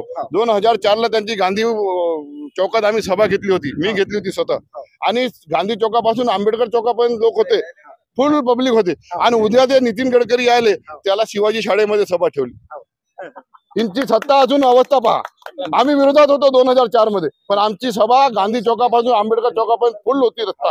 आणि उद्या गडकरीजी, अनिल भाऊंना दुःख झालंय दिसत आहे आपल्याला गडकरी बद्दल काय मला. आणि हेच नितीन गडकरीजी जे उद्याचे पंतप्रधान होऊ शकतात. मी सांगायलो, यांना बाजूला कोणी टाकलं, मला अरे थांबा बोलू द्या एक मिनिट. कॅग नावाचा ऑडिट होत असते शासनाचा. त्या कॅगच्या ऑडिट मध्ये कोणत्याही विभागाची ऑडिट केली नाही, फक्त नितीन गडकरीचा ऑडिट केला. आणि मोदीने दाखवलं की 1 किलोमीटरचा रस्ता 18 कोटीमध्ये करायचा होता आणि नितीन गडकरीने ते 125 कोटीमध्ये केला. का बरं? एक मिनिट, शेवटचा मुद्दा, एक मिनिट, खूप छान मुद्दा आहे. नरेंद्र मोदी सरकार मधली अर्थमंत्री सीतारामन, आपली बहीण ताई, त्यांनी म्हटलं माझ्याकडे पैसे नाही म्हणून मी उभी राहत नाही. दुसरीकडे 5 वर्ष, 1 मिनिट बोलतो, 5 वर्ष महाराष्ट्राचे अर्थमंत्री होते सुधीर भाऊ मुनगंटीवार. 70 कोटी रुपयाचा कालीन त्यांनी इराणवरून आणला लग्नात टाकायला त्यांच्या मुलाचे. किती? फक्त 5 वर्ष महाराष्ट्राचे अर्थमंत्री, 70 कोटीचा कालीन. आणि सीतारामन म्हणते की माझ्याकडे पैसे नाही म्हणून मी उभी राहत नाही. इट इज पॉसिबल, हे मान्य करण्यासारखी गोष्ट आहे. आणि त्यांचे हसबंड काय म्हणतात, परिमला प्रभाकर, की हा इलेक्ट्रॉल घोटाळा जे आहे, बॉन्ड घोटाळा, हे जगातला सर्वात, भारताचा नाही जगातला मोठा घोटाळा आहे. आणि जर 2024 मध्ये ही सरकार आली, मोदी सरकार, तर उद्या निवडणुका होणार नाहीत. आत्ताच अनिल भाऊंनी जे सांगितलं की यांनी 2004 साली नितीन गडकरी साहेबांची चौकात सभा घेतली होती. आज जर समजा ती चौकात सभा घेतली तर मग हेच उद्या बोंबलतील की बा म्हणजे सत्तेत आहे तर काही करायले, ट्रॅफिकचा काही घेणदेण नाही आहे, कोणाला अडचण होते का त्याला काही असं नाही म्हणजे उद्या ऍक्च्युअल काय आहे, विरोधकांकडे मुद्दे नाही म्हणजे कन्व्हिन्स नाही करू शकत ना आपण, तर कन्फ्यूज करायचं. हे बस सोपा पर्याय आहे. परेशानी ये नहीं है कि दाल महंगी हो गई है, दाल गल नहीं रही है, ये परेशानी है. आता याच्यानंतर मला एक सांगा, यांनी सांगितलं की 200 किलोमीटरच्या टोल, 200 किलोमीटरच्या रस्त्याच्या नंतर टोल असायचा. भाऊ सगळ्यांना माहित आहे रस्ते तरी असायचे का? रस्तेच नव्हते. अरे म्हणजे जे अंतर आज 1-1.5 तासाचा आहे त्याला 6-6 तास लागायचे. त्याच्यानंतर भाऊंनी सांगितलं कोरोना. बोलू द्या साहेब, बोलू द्या ना, तुम्हाला वेळ दिला ना साहेब, बोलू द्या. अरे बोलू द्या सगळ्या विषयावर बोलतो, काही विषय नाही. अरे बोलू द्या हो. 2 मिनिट. अरे बोलतो ना, तुमची ऐकायची तयारी पाहिजे फक्त. नाही ऐकून घेतलं 2 मिनिटं. कोरोना म्हणायले भाऊ मला एक सांगा, जी लस अमेरिकेला नाही बनवता आली ती भारतात बनली. 200 कोटी लस, 200 कोटी लस ही आपण भारतात बनवली. एका नाही इथं बसल्या व्यक्तींना सांगावं की लस पैशाने विकत घेतली का? मोफत लस भेटली सगळ्याला. जे मॉर्टॅलिटी रेट मोठ्या विकसित देशात होता त्यापेक्षा मॉर्टॅलिटी रेट भारताचा 100% कमी होता, आम्ही ठामपणे सांगू शकतो. आणि हे केवळ मोदीजी आणि मोदीजीमुळे झालेलं आहे. त्यातल्या त्यात अजून महिला सशक्तीकरण या विषयावर आपण बोलता ना, भारतीय जनता पार्टी एकमात्र असा पक्ष आहे की जे महिलेचा सन्मान करते. आज अरे साहेब 1 मिनिट, तुमच्या मदत नाही बोललो, थांबा 1 मिनिट. माझं एकच म्हणणं आहे की म्हणजे आम्ही महिलेचा सन्मान करूनच इथली विधानसभेची सीट मागची 25 वर्षे भावनाताई गवळी यांना दिली होती आणि यावेळेसही महिलेलाच आम्ही सन्मान दिलेला आहे. आणि शांतपणे ऐकून घ्या काय तुमचा आवाज. त्यातल्या त्यात मला एक वाटते की निष्ठेचं काही महत्व नसते का? हे जे यांचे उमेदवार आहेत म्हणजे सगळे घाटाचे पाणी पिऊन आलेले आहे, एकही पक्ष सोडला नाही. पहिले काँग्रेस, मग नंतर भाजपमध्ये, त्याच्यानंतर मग राष्ट्रवादीमध्ये, मग अपक्ष, जिकडे तिकडे काय कोणताही पक्ष सोडला नाही. म्हणजे जिकडं मलाही भेटते तिकडं जायचं. त्याच्यानंतर त्यांच्याकडे नीतिमत्ता नावाची वस्तूच नाही. अरे मला एक सांगा की निवडून आल्याच्या नंतर ते आपल्या नीतिमत्तेवर कायम राहतील याची काय शाश्वत आहे? त्यातल्या त्यात अजून एकच सांगतो की आज फक्त भारतीय नाही, पूर्ण जगानं ज्या नेतृत्वाला मान्य केलेलं आहे असा एकमेव नेतृत्व आहे नरेंद्र मोदी साहेब. देशाला जर वाचवायचं असेल, परकी आक्रमणापासून वाचवायचं असेल आणि इतर हे जे आहेत समजा जेवढे आहेत म्हणजे यांचा विरोध फक्त मोदीजींना आहे. कशासाठी? कारण यांना काही करता येऊन, मलाही खाता येऊन नाही राहिली. जे भ्रष्टाचार व्हायचे, जे भ्रष्टाचार होऊन राहिले होते म्हणजे 2014 पूर्वी, म्हणजे जे आकडे कॅल्क्युलेटरवर बसत नव्हते, हजारो अब्ज कोटी रुपयाचे, मग ते 2G घोटाळा असो, दीदी घोटाळा असो, जिजाजी घोटाळा असो, ते सगळे घोटाळे. पक्ष आणि विपक्ष एकमेकावर वारावर वार करत आहेत, यात तुमचं काय म्हणणं येते? सर्वप्रथम तर मला हेच म्हणायचं आहे की ज्याच्या जे सीटा येईल तो पंतप्रधान होईल. पंतप्रधान हा विषय नाही आहे. आपण हे विकासाच्या मुद्द्यावर आपण इथं आलेलो आहोत. नाही होऊ द्या ना, चांगली गोष्ट आहे. 400 पार करा, 500 पार करा, परंतु महत्वाचा मुद्दा काय आहे की विकास आपल्या पुसदमध्ये विकास काय झालेला आहे. आजपर्यंत नगरपालिकेमध्ये बीजेपीची सत्ता होती, सेनेची सत्ता होती, राष्ट्रवादीची सत्ता होती, सर्वांची सत्ता होती, बरोबर आहे. त्याच्यानंतर आज हे केमिस्ट भवन जे झालेलं आहे हे आता नवीन केमिस्ट भवन झालेलं आहे, बरोबर आहे. आता मला या इथे जे एवढे बसलेले आहेत त्यांनी आतापर्यंत तरी संभाजीनगरला जे VR बनत आहे, किती वर्षापासून तो पेंडिंग विषय आहे, किती वर्षापासून आहे. कोणाला बाबासाहेबांची तळमळ आहे का? फक्त मतदान घ्यायसाठी बाबासाहेब त्यांना दिसते, फक्त दलित वर्ग मतदानासाठी दिसतो, मुस्लिम वर्ग मतदानासाठी दिसते. कोणी हा विषय काढला का? इतका निधी आला म्हणजे यांच्या निलेभाऊकडे निधी आला, यांच्या निलेभाऊने सर्व निधी कुठे दिला? चांगल्या एरियामध्ये निधी दिला. आज हे काम किती निकृष्ट दर्जाचं काम चालू आहे. म्हणजे पाईपलाईन तिथं सगळं म्हणजे त्यांच्या टक्केवारीचा कार्यक्रम आहे आणि हाच निधी जर त्यांनी थोडं आपण लोकसभेवर बोलू, विधानसभेला वेळ आहे, थोडं वरच्या लेवलला. हो ना विधानसभेला मी भावनागोळीचा विषय काढला. भावनागोळी विधानसभेमध्येच होती, लोकसभेमध्ये होती, बरोबर आहे. भावनागोळी निधी इथं दिला, त्यांना बाबासाहेब भवन दिसलं नाही का? हा आंबेडकर भवन दिसलं नाही का त्यांना? इतक्या वर्षापासून तो विषय पेंडिंग आहे, लोकांनी तिथले अर्ज केलेला आहे, अजूनही तो मार्गी लागलेला नाही आहे, बरोबर आहे. इथं फक्त यांच्यात चर्चा चालू आहे की कोण पंतप्रधान होणार, कोण काय होणार, याच विषय चालू आहे. आणि यांचं म्हणणं आहे राजेश्रीताई ही आपली यवतमाळची लेख आहे, बरोबर आहे. राजेश्रीताई यवतमाळची लेख आहे, त्यांच्या मागे बँकेचं काम आहे. राजेश्रीताई पूर्ण वेळ जनतेला देऊ शकेल का? हा सर्वात महत्वाचा विषय आहे. जर त्याला वेळ द्यायचा असेल तर आमच्या हेमंत भाऊजींना आमचा घरजवाई व्हावं लागेल, म्हणजे यवतमाळला त्यांनी यावं लागेल हेमंत भाऊला, बरोबर आहे.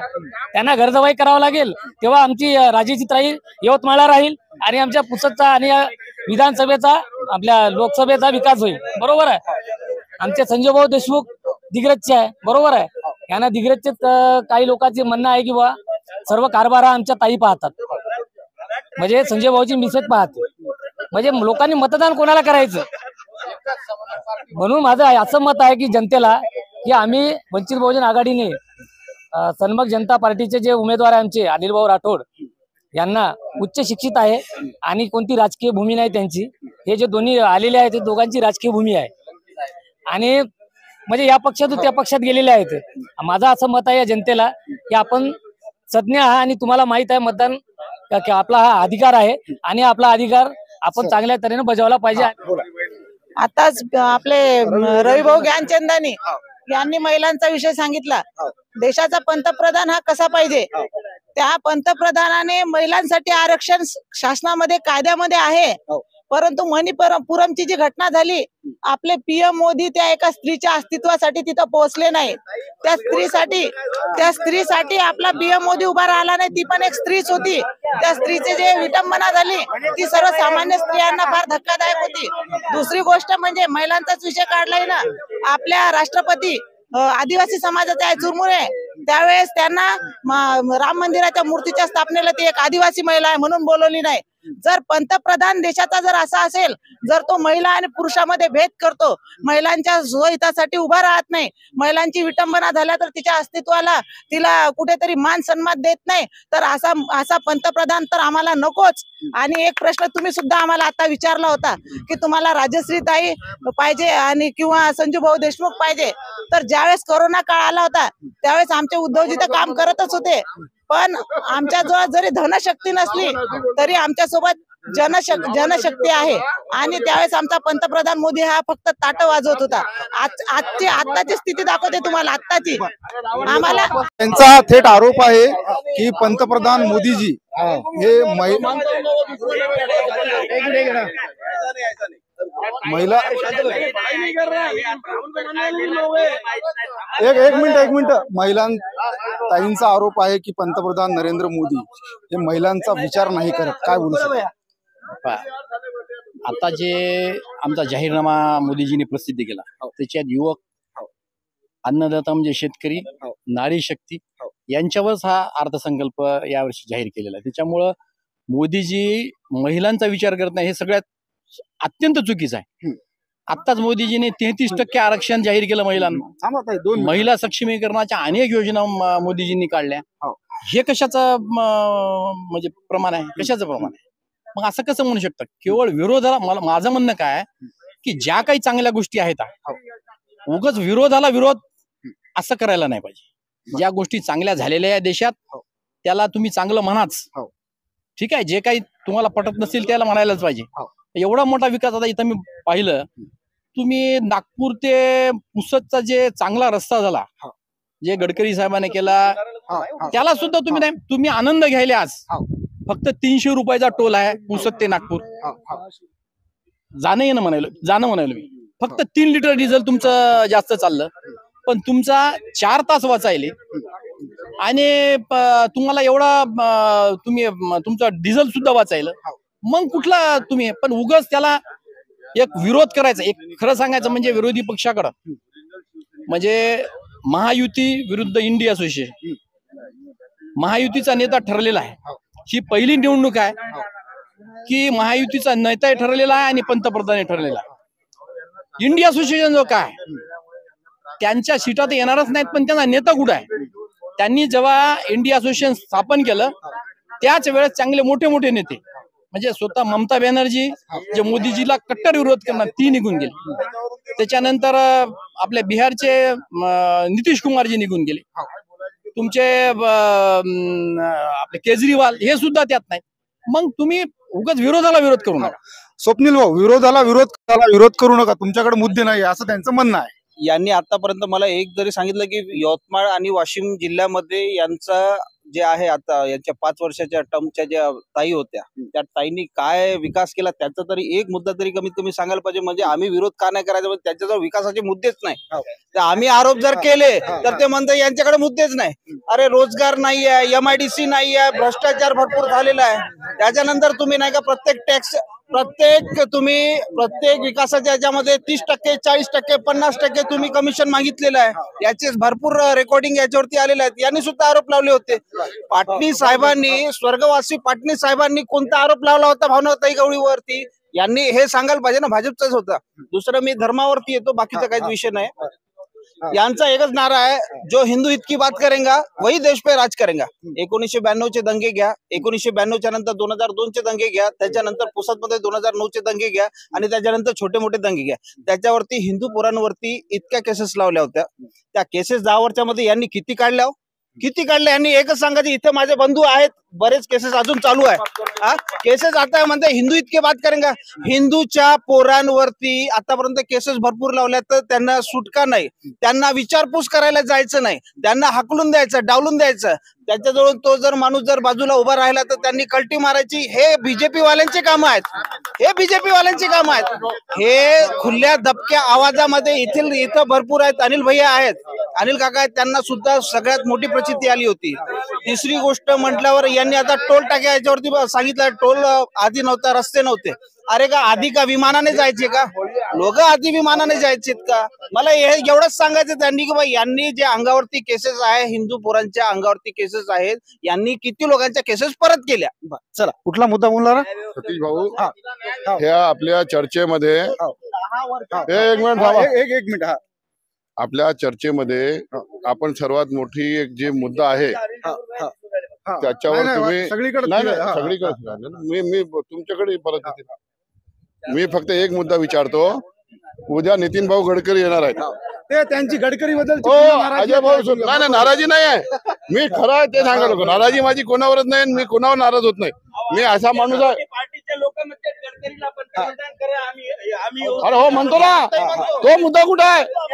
अरे गडकरीला तुम्हीच बाजूला टाकला, आम्ही कुठं टाकलं?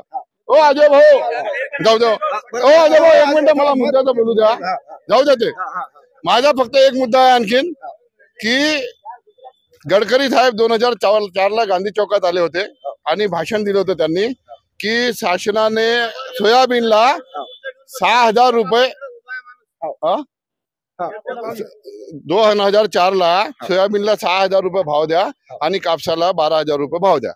त्यानंतर माननीय देवेंद्र फडणवीस यांनी त्यांच्या भाषणात हे मुद्दे अनेकदा मांडले. आज शेतकरी सर्वात जास्त त्रस्त आहे. 10 वर्षात सर्वात मोठा अन्याय कोणावर झाला असेल तर शेतकरीवर झालाय. आज 2024 मध्ये सोयाबीनला 4,000 आणि 4,500 भाव आणि कापसाला 6,000 आणि 6,500 भाव आणि सोन्याचा भाव आहे 75,000 रुपये तोळा. काल माझ्याच दुकानावर एक शेतकरी आला होता. भाऊ म्हणे माझ्या मुलीसाठी एक मंगळसूत्र घ्यायची माझी आता ऐपत नाही, तर मी लग्न कसा करू? आणि हे लोक इथं बसून जर आम्हाला धर्म आणि ज्ञान देत असेल तर जर प्रभू राम या धर्तीवर आता आले, सर्वात आधी यांच्यावर ते दंड देतील की धर्म म्हणजे फक्त भगवा छेला घालून कोणाला मारलं नाही आहे, तर प्रत्येक तो कोणी असो त्याचे दुःख दर्द, त्याची सुविधा आणि त्याला न्याय. आणि शेतकरीला कमीत कमी ज्या कोरोनामध्ये अख्खा जग परेशान होता, त्या कोरोनामध्ये या भारताला कोणी वाचवलं असेल तर कोरोनामध्ये शेतात काम करणारा शेतकरीनं वाचवलं आणि त्या शेतकरीचा बळी हे घेत आहेत. शिंदे रक्ताचे अश्रू आहेत शेतकऱ्यांच्या डोळ्यात. गावात त्यांनी जावं आणि शेतकरीला विचारावं. यांच्या गाड्या फोडून पाठवून राहिले परत. हे गावात चालले नाही, हे शहरातच आणि घरात बसून AC मध्ये व्हॉट्सअपवर प्रचार करत आहेत. मी येतो तुमच्याकडे. एक मिनिट शिंदे साहेब शेतकरी एक मिनिट वापस येतो. मी काय सांगू शकाल यवतमाळ वाशिम लोकसभेचा जे काही कल आहे कोणाकडे वाटते आणि काय असायला पाहिजे? हो, ही निवडणूक लोकसभेची आहे. लोकसभेच्या या निवडणुकीमध्ये महायुतीचे उमेदवार त्यांचं मतदान सुद्धा या भागात नाही आहे. जरी संविधानानं त्यांना अधिकार दिलेला आहे असं आता जिथं चर्चेमध्ये समोर आलं, तरी या भागाच्या त्या नागरिक नसल्यामुळे त्यांना या भागाची कितपत तळमळ असेल ही शंका आहे. इतपर जे महाविकास आघाडीचे उमेदवार आहेत त्यांच्याबद्दल जे आरोप आता इथे फारच आता आपण ज्याला म्हणू शकू की पूर्वी तत्वावर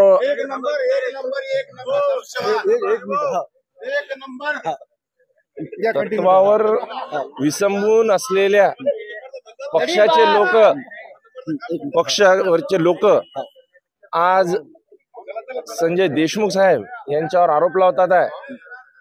अहो, ते तर लोकशाहीचे जिवंत असल्याचे प्रतीक आहेत की जिथं विचाराशी तडजोड होत नाही तेव्हा तेव्हा त्यांनी त्यांची भूमिका स्पष्ट केलेली आहे. त्याच्यामुळं आज ही जी निवडणूक इथं ठेवलेली आहे, कंटिन्यू ठेवा, ऐकू येत नाही मुद्दा. मी वापस येतो. एक मिनिट. शिंदे साहेब आणि त्याच्यावर अन्याय होत आहे असा अनिल ठाकूर यांनी आरोप केला. हो अनिल भाऊ, तुमचं उत्तर. त्यांना उत्तर ऐकायचं नाही अनिल भाऊ, शेतकऱ्यांचा विषय येत नाही. अरे थांबा ना, या ठिकाणी मी स्वतः एक शेतकरी आहे आणि नुसताच शेतकरी नसून मी त्या शेतामध्ये जाऊन शेत कसतो असा शेतकरी आहे. या ठिकाणी आता एक विषय झाला की निविष्ठा महाग झाल्या, युरिया महाग झालाय, सगळं महाग झालं म्हणून अनिलजीने सांगितलं. मला एक सांगा, युरियाची जी मूळ किंमत आहे ती 2350 रुपये आहे. युरियाची मूळ किंमत आहे 2350 रुपये. शांत बसा. आणि त्याच्यावर सबसिडी जी आहे गव्हर्नमेंटची 2000 रुपये सबसिडी आहे. म्हणजे केंद्र सरकार ज्यावर 2000 रुपये सबसिडी देते आणि केवळ 266 रुपयामध्ये युरिया उपलब्ध करत आहे. असंच बाकीच्या खताचं आहे. त्यानंतर दुसरा विषय असा की स्वतः शरद पवार यांनी माझा सांगती नावाच्या पुस्तकामध्ये स्वतः लिहिलं की माझा बारामतीचा जे काही मी उत्पादन करतो ते मला डायरेक्ट बाजारात नेऊन विकता येत नाही, याच्यामध्ये दलाल आडवे येतात. तर जे मागणी शरद पवार यांनी केली होती तेच 3 मुद्दे मोदीजीने घेतले होते आणि तेच 3 मुद्दे त्यांनी कृषीचे म्हणून लागू केले होते, कायद्याचं त्यात रूपांतर केलं होतं. बोलतो MSP वर बोलतो. एक संबुदान एक काय तयारी ठेवा ना पहिले, नंतर दुसरं बोलतो. तर त्यानंतर ते 3 मुद्दे कॅन्सल होण्यासाठी खलिस्तान्यांना प्रसंगी त्याच्यामध्ये टाकलं. मला एक सांगा, शेतकरी जेव्हा आंदोलन करते त्याकडे ऑडी असते का? अहो, शेतकऱ्याची अशी परिस्थिती असते, त्यानं जर घर सोडून आला तर घरी गाय सोडायला माणूस नसते, बैल सोडायला माणूस नसते. आणि इथं ऑडी घेऊन शेतकरी हे करतात. ते सगळे नकली शेतकरी या लोकांनी जमा केले महाविकास आघाडीनी आणि शेतकऱ्याचं नुसतं गोंडच नाव दिलं. स्वामीनाथन आयोगानं सांगितलं होतं की MSP वर भाव द्या, हे त्यांनी 2004 ला सांगितलं होतं. 2004 ला सांगितल्यानंतर सुद्धा यांचं सरकार असताना ते लागू केलं नाही. पण स्वामीनाथनच्या पूर्ण शिफारसी आम्ही लागू केल्या मोदी सरकार आल्यानंतर. हे शेतकऱ्याबद्दल माझं इथं ठाम म्हणणं आहे. आणि दुसरी गोष्ट, आज सोयाबीन सांगता तुम्ही, अरे भैया रुको ना, एक मिनिट रुको ना यार. आज सोयाबीनचं तुम्ही सांगता हळद 20,000 वर गेली, हे का नाही सांगत? अरे सांगतो ना. या ठिकाणी विरोधाला विरोध म्हणून विरोध करायचा नसते. शेतकऱ्यांसाठी जे रात्रंदिवस पाण्याची व्यवस्था लागते त्यासाठी जे कुसुम योजना आणली, त्या कुसुम योजनेअंतर्गत या महाविकास आघाडीनं मध्यंतरी 2.5 वर्षाच्या कार्यकालामध्ये आमच्या दरवर्षी 2.5 लाख पंप थांबवून ठेवले. हे पातक या लोकांनी केलं आणि आता आम्ही सुरळीत त्याला केल्यानंतर प्रत्येक शेतकऱ्याला आम्ही दिवसभर पाणी देणार. सोलरच्या योजना आणल्या, शेतकऱ्यांसाठी सबसिडीज दिल्या, शेतकऱ्यांसाठी आम्ही प्रशिक्षण शिबिरं घेतले. इव्हन शेतकऱ्याला आम्ही जी मूळची आपली शेती आहे ज्याच्यामध्ये आपण पारंपरिक शेती म्हणतो याचे सुद्धा प्रशिक्षणाचे धडे आम्ही देत आहोत. आणि हे शेतकऱ्यासाठी आम्ही सगळं केलेलं आहे. शेतकऱ्याचा उगा यावेळेला पुळका येऊन आगाऊ बोलण्यामध्ये कुठल्याही प्रकारचा काही अर्थ नाही. आणि शेतकऱ्याची एक मुद्दा राहिला होता, एक कंप्लेंट करू दे. 1 मिनिट. आता तुम्ही जो प्रश्न केला होता की बुवा या निवडणुकीबद्दल काय सांगायचं आहे, तर तत्वज्ञानावर आधारित असलेल्या पक्षाच्या महायुतीचे उमेदवार आज त्यांनी दिलेले आहेत. तर त्यांनी जरा स्वतःच्या पक्षाच्या ध्येय धोरण यापूर्वीच्या त्यांच्या ज्या काही निवडणुकीच्या ज्या वल्गना होत्या की जसं की पूर्वी भारतीय जनता पार्टीला दागी बागी आणि बाहुबली उमेदवार चालत नसत, तर या सगळ्या त्यांच्या पूर्वीच्या तत्वाला हरताळापासून आता जागोजाग ही निवडणूक भारतीय जनता पार्टी तिथल्या स्थानिक सामान्य तसंच तिथल्या लोकल पक्षाला हाताशी धरून 1-2 निवडणुकामध्ये सोबत ठेवून त्यांना संपवण्याचा उपक्रम हातात घेऊन ही अशी निवडणूक राबवते. आणि जे काम करणारे लोक असतात, जे विकासाच्या दृष्टीनं काम करतात, 4 पक्ष बदलून मनुष्य आला आणि आज तो त्याची बाजू मांडत आहे, म्हणजे काय त्याला तुम्ही नाव ठेवणार का? तुम्ही पहिले पहा की शिष्टाचार चालवणारी पार्टी आज भ्रष्टाचाराला अधीन असलेल्या लोकांना घेऊन या निवडणूक लास्टला मी शेवटचं 1 मिनिट सगळ्याला. मी यवतमाळ वाशिम लोकसभेच्या सर्व मतदारांना एवढीच इथं विनंती करतो की हे दोन्हीही उमेदवार एकमेकांवर तुक्का उडवण्यामध्येच पूर्ण आयुष्य घालवतील. तुम्ही यांच्या भूलतापाला बळी पडू नका. आपल्यातल्या सर्वसामान्य उमेदवाराला समन्वय जनता पार्टीला, वंचित बहुजन आघाडीला मतदान करून उमेदवाराला विजयी करा, असं मी सर्वांना आवाहन करतो. ओके, नाही अंधारात पडला. हा, शेवटचे 1 मिनिट प्रत्येकाला दिले जातील. हा, आज ऍक्च्युअल काय झालेलं आहे, मी पहिलेच बोललो आहे की जेव्हा कन्व्हिन्स करता येत ना तेव्हा कन्फ्युज करायचं आहे. नुसतं संविधान बदलणार आहे, संविधान कोणी माईका लाल बदलू शकत नाही. हे काळ्या दगडावरची रेष आहे. संविधानामध्ये काही विषयावर संशोधन नक्कीच होऊ शकतात. देश हितासाठी, सर्वसामान्याच्या हितासाठी संशोधन व्हायला बी पाहिजे. हेच बाबासाहेब आंबेडकरांनी 1956 साली स्वतः संसदेत सांगितलेलं आहे. पण काय आहे, बोला भाऊ, 1 मिनिट. महत्वाचा विषय जो विकास चालतो, भाजपच्या मित्रांना माझी विनंती आहे की विकास म्हणजे नेमकं कुठला विकास तुम्ही या देशामध्ये केलेला आहे, आणि विकासाबद्दल यांनी ज्या भूमिका मांडल्यात, आमच्या जावई आता शेतकऱ्यांबद्दल बोलले, पण हे नाही सांगितलं की ज्याच्याकडे ओलिताची शेती आहे तो सक्षम आहे. पण या देशामध्ये बहुसंख्य शेतकरी कोरडवाहू जमीन करतात आणि त्या शेतकऱ्यांना खत, बियाणं आणि त्यावर लागणारे रासायनिक खत, औषधी याच्यावर जो 18% GST लागला, तो त्या शेतकऱ्याचं शोषण नाही का? आणि जर या देशाला कृषीप्रधान देश म्हटलं जातं, तर या देशाची कृषीप्रधान संस्कृती जर जिवंत ठेवायची असेल. शेवटचा 1 मिनिट. हा भाऊ, ज्यावेळेस आम्ही बोललो की हिंदू हित आणि राष्ट्रहित, त्यावेळेस आम्हाला लोकांनी जातीयवादी केल्यासारख्या काही टीका टिप्पणी केल्या. मला सांगा, ज्यावेळेस हिंदुत्ववादी म्हणजे या देशातल्या बहुसंख्य लोकांचं म्हणणं ऐकणारं सरकार सत्तेत आलं, पण त्या सरकारनं इतर कोणत्या समाजावर अन्याय केला? मागच्या 10 वर्षात त्यांनी दाखवावं की मोदी सरकारतर्फे इतर कोणत्या समाजावर अन्याय झाला का? मग तुम्ही त्याला जातीयवादी कसं म्हणू शकता? आमचं म्हणणं बस एवढं आहे. 1 मिनिट शेवटचा. नाही, सगळ्यात प्रकर्षाने एक मुद्दा विरोधकाकडून म्हणजे इंडिया आघाडीकडून होतोय, तो म्हणजे घटना बदलेचा. मी यांना सांगू इच्छितो, आजपर्यंत तर मोदीजींनी घटना बदलली नाही, पुन्हा पंतप्रधान झाल्यावर सुद्धा घटना बदलणार नाहीत. पण आणीबाणीचा काळ लक्षात ठेवा. इंदिरा गांधीने आणीबाणी असताना घटना बदललेली आहे, त्यावर कोणी बोलत नाही. यांच्याकडे मुद्दे नाही आहे, मुद्द्याची गोष्ट करणारे आहेत. आम्ही विचार मी शेवटचं एवढं सांगू शकते की आमचे जे संजूभाऊ देशमुख आहे हे 1 लाखाच्या वर लीडने येणार. राजश्रीताई देशमुख यांचं डिपॉझिट गोल होणार. आणि शेवटचा नारा हाच करते की संविधान वाचवा. राजश्रीताई 2 लाखाच्या वर येणार आणि संजय देशमुखचं डिपॉझिट गोल होणार. काय बोलू शकाल सामाजिक कार्यक्रम? गुजरात राज्याचं एक आपलं सुदैव होतं की गुजरात राज्याचे एक कणखर नेतृत्व पटेलजी गृहमंत्री होते. आज दुर्दैव आहे की गुजरात राज्यातून तडीपार असलेले एक व्यक्ती आज गृहमंत्री आहे. भाजपवाले राहुल गांधीला पप्पू म्हणून हिणवतात, यात शंकाच नाही. नरेंद्र मोदी जगात प्रसिद्ध आहे, राहुल गांधी तेवढं प्रसिद्ध नाही. पण राहुल गांधी एवढा वेल एज्युकेटेड मोदीजी नाहीत. नितीन गडकरी पंतप्रधान पदासाठी लायक उमेदवार आहे मोदीजीपेक्षा, यात तीळमात्र शंका नाही. मी एक साधारण कार्यकर्ता आहे. आज मोदींनी जे PM स्वनिधीच्या माध्यमातून हजारो जे ढकल गाडी आहे, गुपचूपवाली गाडी आहे, पनपट्टीवाले, यांना खूप आर्थिक मदत केलेली आहे. त्याच्या माध्यमातून PM विश्वकर्माच्या माध्यमातून खूप काही आर्थिक असा निधी उपलब्ध करून दिलाय, त्याविषयी कोणीच बोलून नाही. भावना पोहोचल्या. संविधान बदलायचं आता जे सांगत आहेत, पहिले तर सांगतात मोदीजी येऊन मोठ्या चॅनलवरती सांगतात की संविधान बदलणार नाही, कोई के किसके मायके लाल में दम नाही, संविधान बदलणार नाही.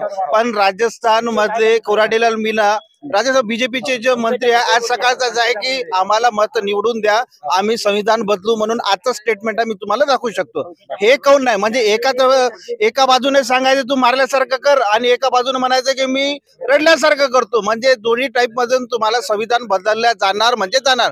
बीजेपीला मत म्हणजे संविधानाला खतरा. अहो आताच सांगितलं याने की शेती 10 वर्ष मागे गेली. आता मी तुम्हाला सांगतो की शेती आतापर्यंत मागे का होती, एकाच मिनिटात. 2014 मध्ये आपला अर्थसंकल्पीय बजेट होतं फक्त 27,000 कोटी, 27,666 कोटी एक्झॅक्ट.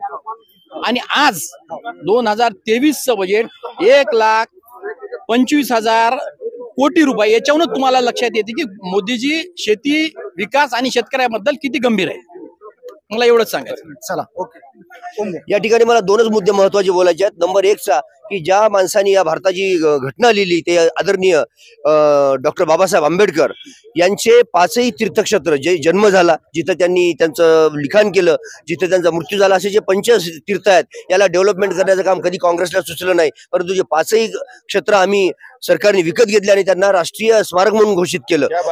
एक त्यानंतर दुसरी गोष्ट, जे लोक जातीवाद निर्माण करतात त्यांना सांगू इच्छितो की अन्नधान्य सुरक्षा कायदा याचं जे आम्ही पालन तंतोतंत करतो, यामध्ये जास्तीत जास्त फायदा हा मुस्लिम समाज घेत आहे.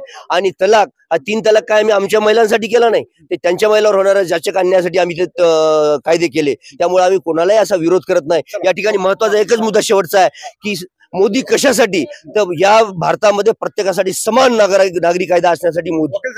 ही निवडणूक विकासाच्या मुद्द्यावर लढवल्या जात नसून ही निवडणूक निरनिराळे जुमले आणि निरनिराळ्या उदाहरणावर विसंबून राहून लढवण्याचा जो प्रयत्न चालू आहे, त्या भूलथापांना सुज्ञ नागरिक बळी पडणार नाही.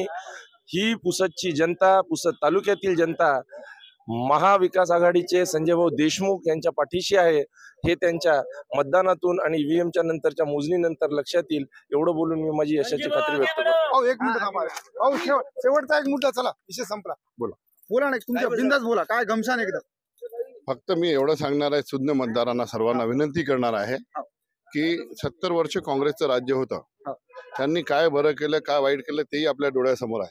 आणि 7 वर्ष भारतीय जनता पार्टीचंही राज्य आपल्या डोळ्यासमोर आहे. आणि आज परिस्थिती अशी आहे की भारतीय जनता पार्टीचे सर्वोच्च नेते मोदीजी हे एकीकडे येऊन भोपाळमध्ये भाषण करतात की ना खाऊंगा ना खाणे दूंगा, आणि 70,000 कोटीचा भ्रष्टाचार अजित पवारनं केलेला आहे आणि त्याला सोडणार नाही म्हणून, आणि त्याला उपमुख्यमंत्री करतात. म्हणजे एका सर्वोच्च पदावर बसलेल्या व्यक्तींना बोलायचं एक आणि करायचं एक. हे अशा व्यक्तीला फक्त मोदी शिवाय देत चालत नाही असं म्हणून भारतीय जनतेला त्यांचा आत्मबल आत्मविश्वास कमी करू नका. उद्या मोदी प्रधानमंत्री झाले नाही तर जनतेला, भारतीय देशाला, भारतीय सैन्याला असं नाही वाटलं पाहिजे की आम्ही कुठंतरी कमकुवत झालो आणि कमजोर झालो. हे व्यक्तिपूजा बंद करा आणि राष्ट्रहितासाठी जो कोणी प्रधानमंत्री येईल तो चांगला यावा यासाठी सुज्ञ मतदारांनी विचार करावा. आणि राहिलं यांचं म्हणणं आहे 400 पार, तर काल झालेल्या 4 निवडणुका ज्या आहेत, नागपूर, भंडारा, रामटेक आणि चंद्रपूर, त्याच्यातले 3 महाविकास आघाडीचे आहेत, एक फक्त गडकरी जी भाजपचे येणार आहेत, हे गोदी मीडिया सांगते. आणि गोदी मीडिया सांगत आहे की महाराष्ट्रात जवळपास 36 जागा हे महाविकास आघाडीचे येणार आहे. त्यामुळे बराच रात्र झाली आणि आपण बघत राहा महापंचनामा न्यूज.